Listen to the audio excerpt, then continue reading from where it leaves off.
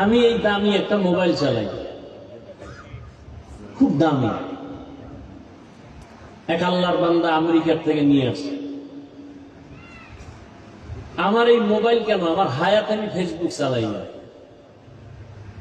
কিছুদিন আগে ঈদের চিন্তা করলাম ইউটিউবে একটু ওয়াজ মাহফিল দেখবো, শুনবো, ভালো ভালো আল্লাহ আল্লাহদের। এটাতে ঢুকলে অ্যাড আসে মেয়েদের।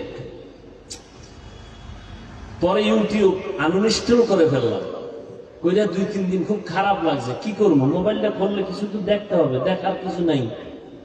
তো কিতাব আছে, তাফসির আছে, এগুলো মাঝে মাঝে কইরা আলহামদুলিল্লাহ আজও পর্যন্ত নিজের কন্ট্রোলের মধ্যে রাখছে। ফেসবুকও নাই, ইউটিউবও নাই। আর এই যুগে যারা মোবাইলের গুনাহের থেকে নিজেকে বাঁচাইতে পারবে, এর মতো আদর্শ মানুষ আর কেউ নেই। আল্লাহ আমাকেও হেদায়াত দান করুন, আপনাদেরকেও হেদায়াত দান করুন। আর তুমি সারা রাত মোবাইলে কবিরা গুনাহ করো।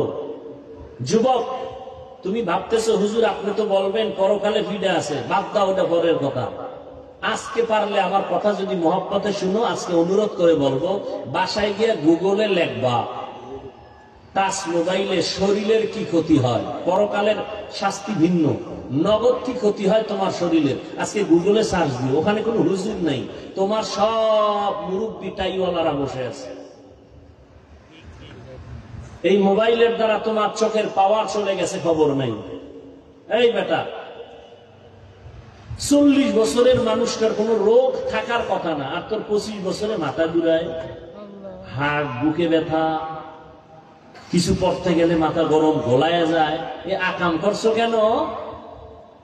40 বছরে তো রোগ হওয়ার কথা না। তুই যুবকের, গ্রামের মানুষ ভালো খাও, মাথা ঘুরায় কেন, বুকে ব্যথা কেন? এই মোবাইলের কারণে।